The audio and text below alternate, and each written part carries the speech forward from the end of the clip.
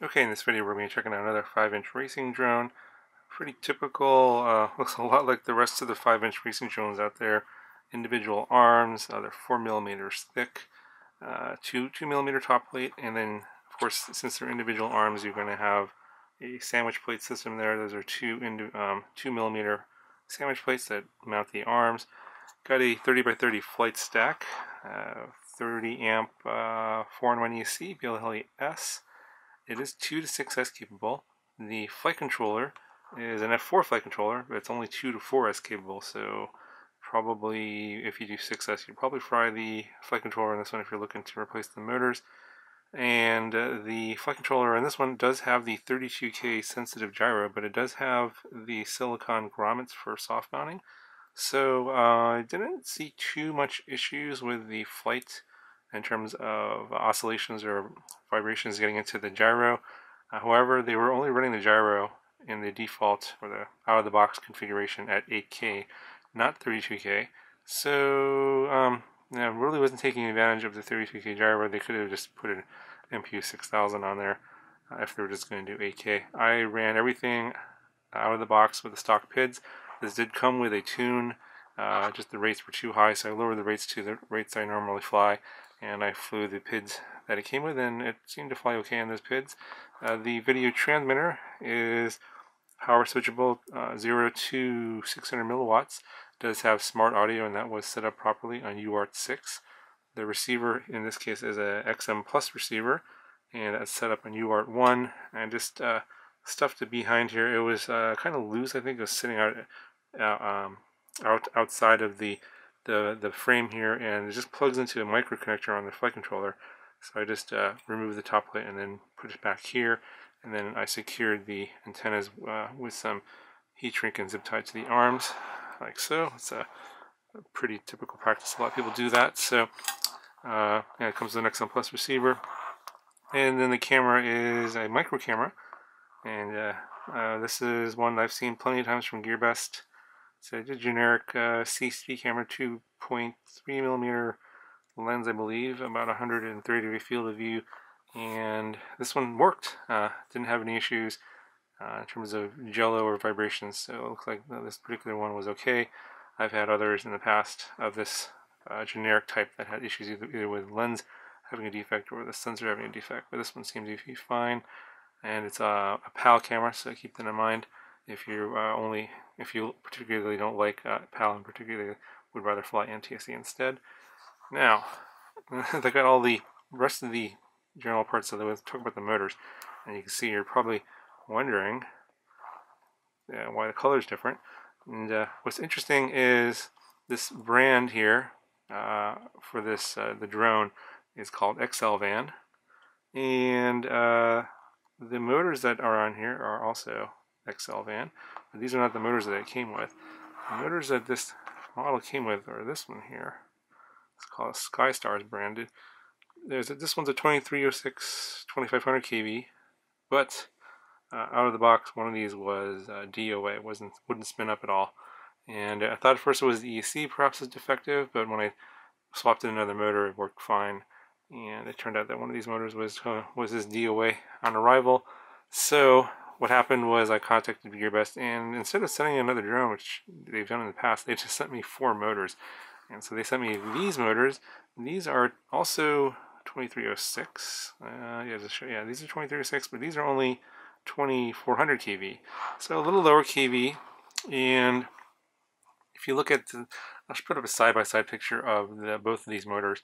If you look at the Excelvan motor, the one that's on here now, next to the SkyStars, the original is on here. You can see the magnets are quite a bit smaller on this motor. So I think that combined with the smaller kV, I think the performance is a little bit less than I would expect for a 2306 motor.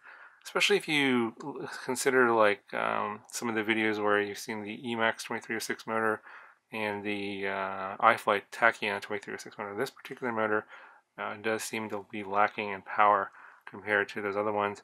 And then I think the SkyStars motor, the original motor that was on here, had probably magnets that are similar in size to the ones on the Emax or the iFlight motors. So kind of odd that they sent this motor. It's a cheap motor. It's like I believe at the time it was on flash sale for like $8. So a pretty cheap motor, but I think the power is less than other 2306 motors in the same class. So if you look at the flight demo and judge it based on the motors that are on here, these are not the actual stock motors that it came with. So probably see some other reviews out there that have the original stock motors. You'll probably notice that the performance is better on those motors. So, and if you guys were wondering about this motor and maybe putting it to a cheap build, you know, it's adequate. It's got, I mean, it's passable. You'll have a drone that'll fly, but it's going to be less power than another 2306 motor. Most other 2306 motors that are typically out there, so keep that in mind. Okay, in terms of the rest of the specs for the frame, 218 millimeters motor to motor. I think that's the name of the drone, the Excelvan X218S. So 218 millimeters motor to motor. It's not a true X, but it's pretty close. It's 140 millimeters side to side, and no, sorry, 150 millimeters side to side, and 160 millimeters front to back. So slightly stretched X. And let's see what the weight of this is. I don't know. Actually, I haven't measured it yet. This is everything without the battery. And we're coming in at 304.3 grams. 304.3 grams. And then one more thing that I wanted to point out was this prop on here. It's a generic 5043 prop. I don't know who makes this. Kind of reminds me of like, gosh, I'm not really sure. Like one of these older Racer Star motors, or Racer Star props perhaps, but it's a lower pitched according to the numbers here, 5043. So that may have something to do with the performance of the motor. Maybe this prop is matched better to the other motor. I don't know. But yeah, that's the prop that's on here. It's an okay prop. It seemed balanced. It only came with one other set and came in black, but I would probably go with a different prop.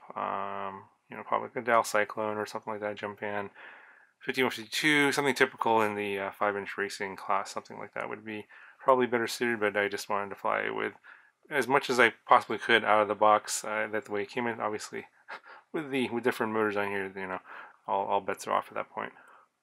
So if you've been watching this video and kind of wondering, well, is this drone even worth bothering to get? You know, I think the only advantage this thing has, assuming that it comes with the original motors and assuming that those motors were decently performing, those are assumptions that I'm making based on other reviews I've seen, not any experience that I've had.